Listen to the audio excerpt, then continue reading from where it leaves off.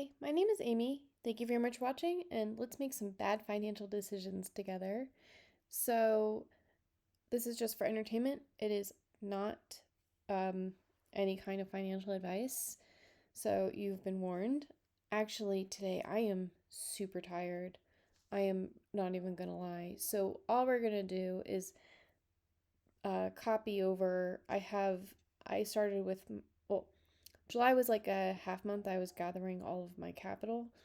August was my first month that I had like my full portfolio, and I'm trying, like, this is not theory, this is me putting it into motion.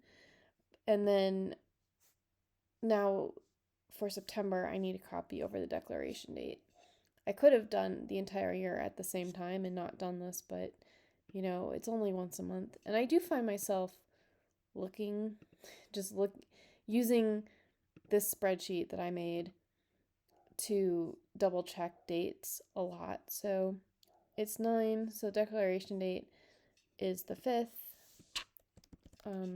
for the single stock yield max. And my going into this, the goal was MSTY and NVDY. They both have 100%-ish yield, although NVDY last month, because it was my first month being in it full time, was 60%, but you know, I'm not bitter. Filter all of my money through these first, and then we can do weird things with the distributions. So, but I was trying to do a dividend yield where some of the distributions go into YMAX, ALTI, and QQQI. And since YMAX and QQQI were basically, they were bouncing back before the next distribution, the plan was to sell those shares for a profit and put them back into MSTY and NVDY. And then ALTI, I'd have to figure out what was close enough and sell those as I could. But then the entire market crashed, and then I realized, you know what? I don't even want to work that hard for this. This is a lot of finagling. So YMAX and ALTI have the same declaration date on the 17th. I still like QQQI. It is the NEOS fund. I like the expense ratio, which is 0.6%.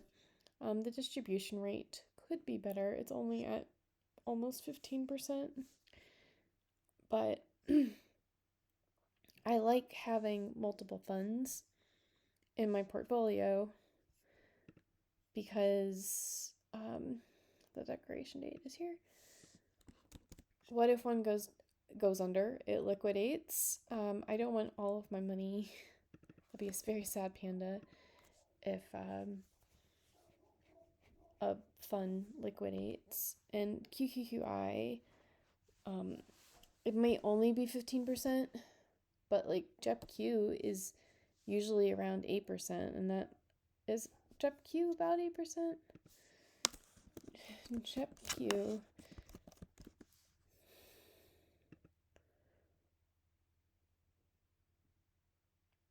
Is this it?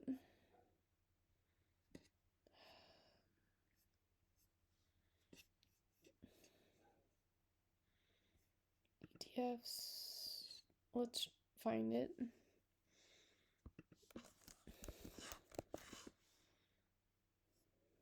Okay.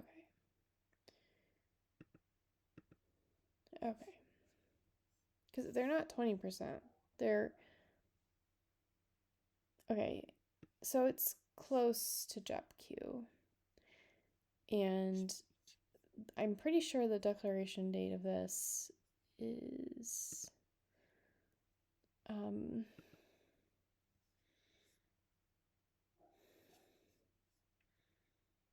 yeah, so this is on 9/1, like the first day of the month.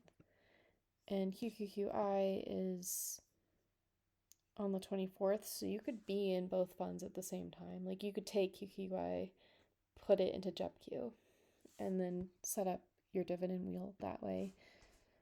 I'm just saying, so AIPI I don't have anymore because that was a part of a dividend wheel strategy that fell apart, mostly because I messed up, but hey. So this is SVOL, which is another one of those that this was supposed to be a hedge for the most part. And it moves in the same, where is the, I'm pretty sure you can hear my dogs. They're Pyrenees, it's what they do. Okay, September, declaration point, declaration point. Declaration date is on the 24th, so 9/4/2024. Yeah, so it kind of bounces back more. It's but it moves in the same direction as stocks. So it is a good fund, but it didn't do what I wanted it to do, which is not the fault of the ETF. I just misunderstood what it was.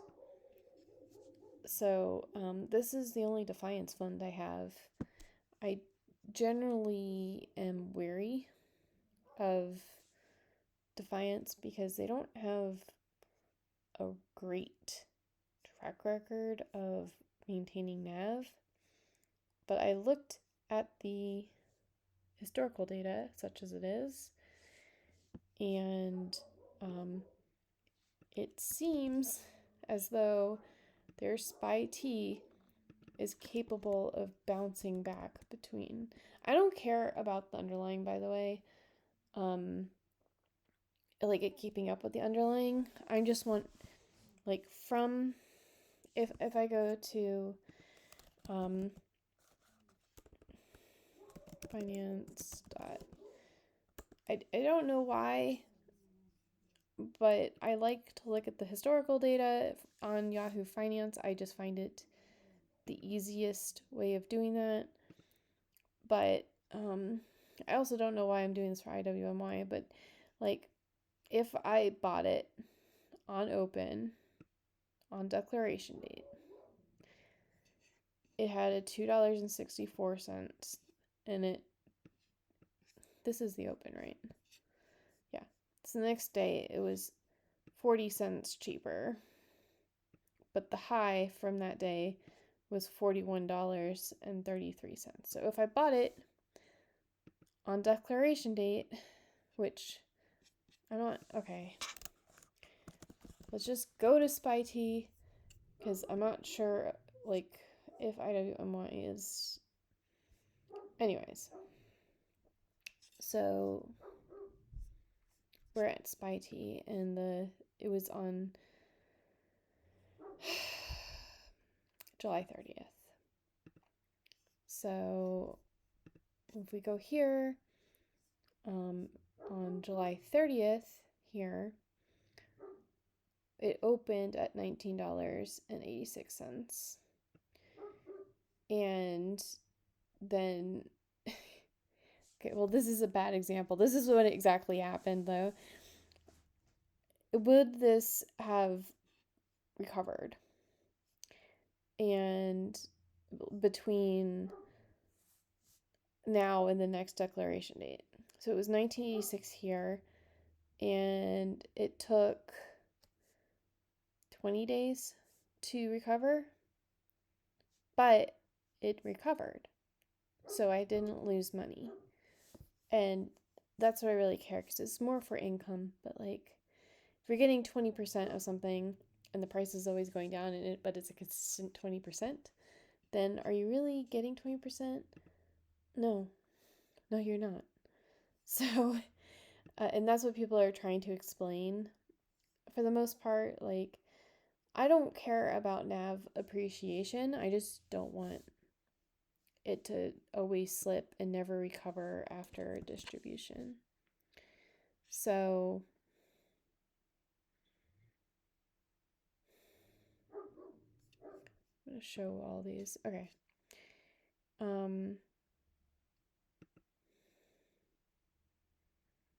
I think for this one, what I did with August is I actually started, because the wheel is AMZY, YMAX, QDTE, and YBTC. So the first one we're going to do is the last one in August, because by the time I get paid, it's time. Okay, I'm going to close this. Okay, so then 9/4,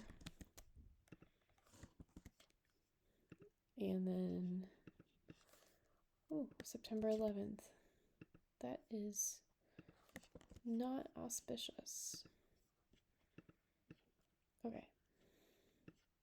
And then that last one is going to be on the next month.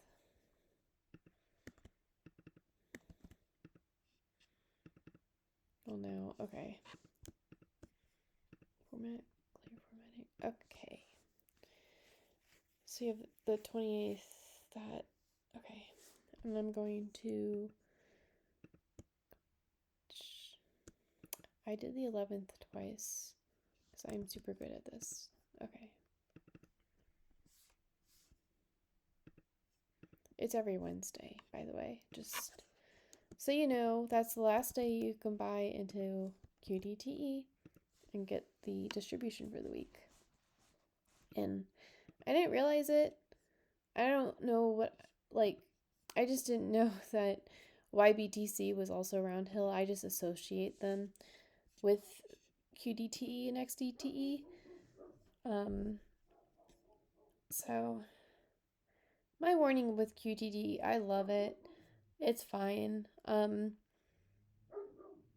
But these are unusually high distributions, and don't come into it thinking that you're always going to get that amount.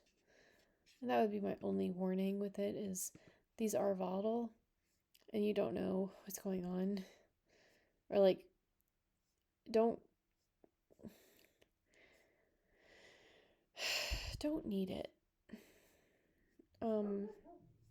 Not like you Yagni, like you aren't gonna need it, but like, don't, basically save a portion of your dividends until you have like 6 months to a year of the emergency fund you're supposed to have.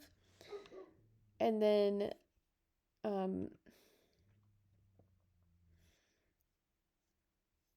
it doesn't matter how much it fluctuates, because you'll have a year to like adjust your budget. Okay, I literally just want the distributions. Okay, there we go. So it's going to be, are there 31 days in?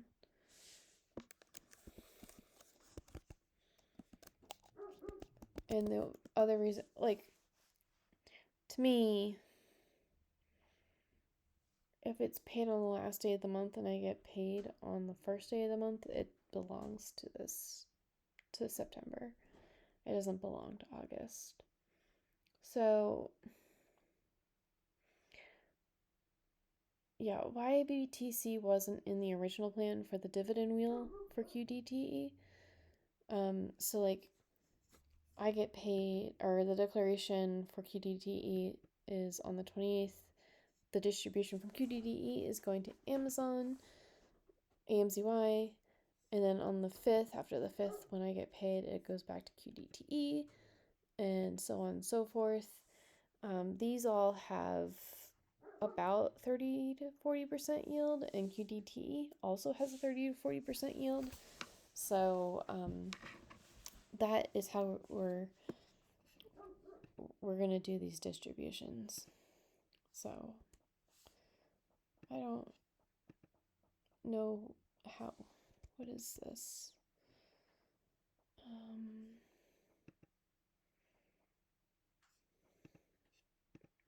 That's fine. Okay.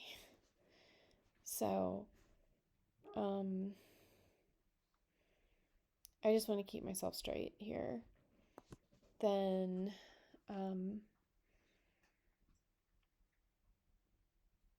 I have some finagling here, so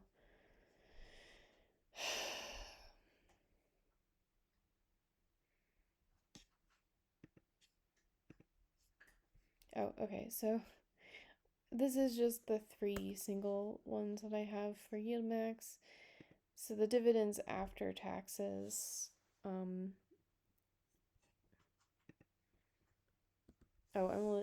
I'm doing a 25% tax, which is more than my tax bracket. So I'm figuring out my taxes, and whatever new money comes in, I'm just taking it out before it hits my portfolio.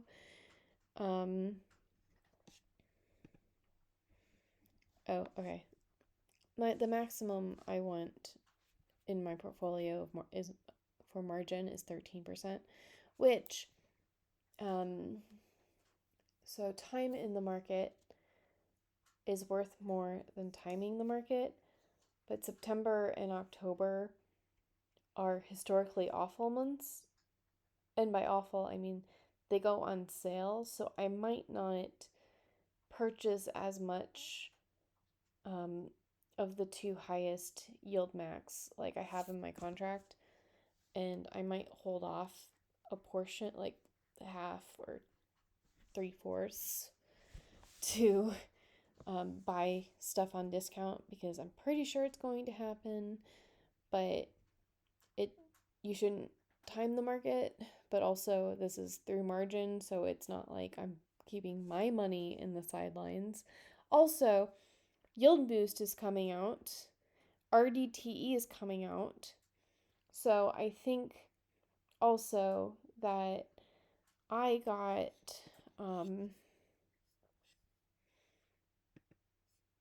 $823 last month from MSTY. And so I think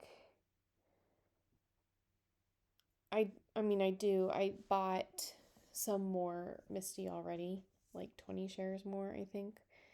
So I'm getting closer to getting like $1,000 a month, but I would like to take the distribution from MSTY and NVDY, divide it by 2, and get into an XDTE and RDTE position, and then start with these as the dividend wheels, which would be this was just me spitballing. These all have, well, we don't know what RDTE, what their typical yield is going to be like. I like having this dividend wheel be funds that have similar yields. That way, your dividends are earning dividends multiple times a month. So these dividends compound. So like this one would, if you're just stripping, like you have 0.01 point more shares here, and then you have 0.02 more shares here, and you have 0.03 more shares here, and it adds up a lot. But if you do this and then you have it run through SPYT, and that goes back into RDTE, and this compounds and that compounds, and your money is working 8 times a month instead of 4 times a month. There are diminishing returns, but I like to keep things complicated, so there's that. But I do like having my declaration dates here. I check it pretty often just to make sure I'm getting my days straight. One thing I don't like is a lot of these funds don't do their press release for declaration date. You actually have to sign up for their newsletter, so I don't appreciate that. I would rather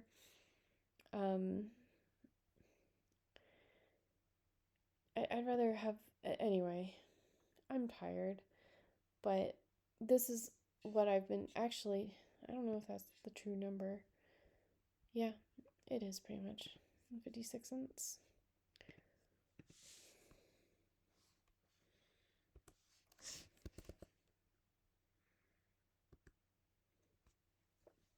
So, and I should change that to be percent. So in July, my average yield was 29.6%, which is actually pretty amazing because I wasn't in there a full month. I didn't have a lot of value in my portfolio. I was basically just, it wasn't a full month of anything. I didn't have $8,000 in there the whole time. And then I think I've settled on the portfolio value. I should probably have two, where it's like the beginning portfolio value and the ending portfolio value for the month, but we'll just do the beginning value for now. So I started out with $22,000. Here, my dividend so far is $1,342, and I have a 71% yield for this month, which is not bad, honestly, as an overall overarching total. I'm trying to, I think it would be more effective if I just stuck with MSTY and I 100% put everything back into MSTY. I'm always getting 100%. However, MSTY is volatile and it's not diversified. So it's good to be in different funds with different managers, with different strategies, and it's going to be slower, but I think it'll be more robust. That's the reason why I'm going to try to get into RDTE and XDTE. Because XDTE, even though the yield percent is less impressive looking than XDTE, or than QDTE, because so XDTE is based off the NASDAQ 100, XDTE is the S&P 500. So the S&P 500 isn't as volatile, so you don't get as many dividends, but you have a stabler NAV, which when you're using margin, that's what you want. Stable NAV, a respectable amount of income. I will use that for other sort of, I think, and I was looking at this, wouldn't it make more sense to do it like this? Sorry, yeah, anyways. I feel like RDTE, since it is the Russell 2000 and a small cap, and fantastic timing because when they cut interest rates, that's great for small caps. So I think for the most part, doing things on inception date is kind of stupid. Even though I purchased AIPI before it had its first distribution because I looked and I was like, it's had almost 2 months as a fund before it paid its distribution. So I was basically getting 2 months of distribution when I bought it, and then I accidentally got out. So there's that. But I think, I might have to rethink this if, QQQI only has a 15% distribution rate, but AIPI also has a 40%, RDTE is a 40%, JEPQ has 10%, and then we do a yield. So it might be an uneven little bit of a dividend wheel. But we could also look at AMZY, like we could make it make sense, like pair the dividend wheel with the fund I want to be in that is closest to the yield. I don't know if I am explaining that correctly or not, but I will come up with a more solid way once I have XDTE and RDTE. Maybe I'll just pull those three funds, the dividends together, and just split it between that week's those three dividends and just call it, or those funds, and just call it a day. That might be the best way to go about this. I'm not sure. I do know that I do like the dividend wheel strategy. I just don't like it with MSTY and NVDY because it doesn't make sense to have something that's 100% dividend distribution and put it into a fund that only has about 30% distribution and weekly. And then I put MSTY instead of AMZY, and so it only gets a quarter of dividends. That doesn't make sense to me. So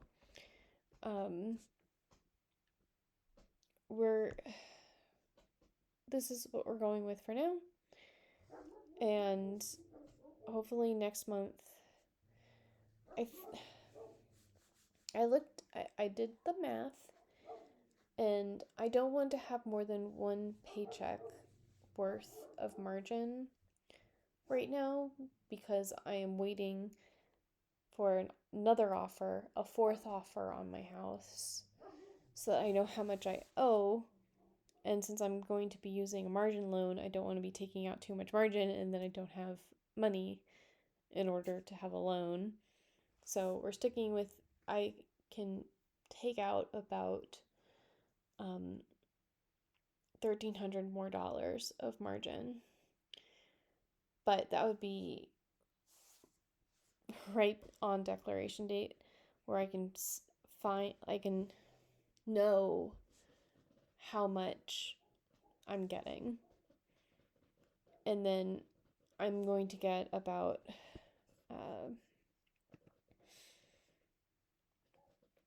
$1,200 from more now, probably closer to $1,300 to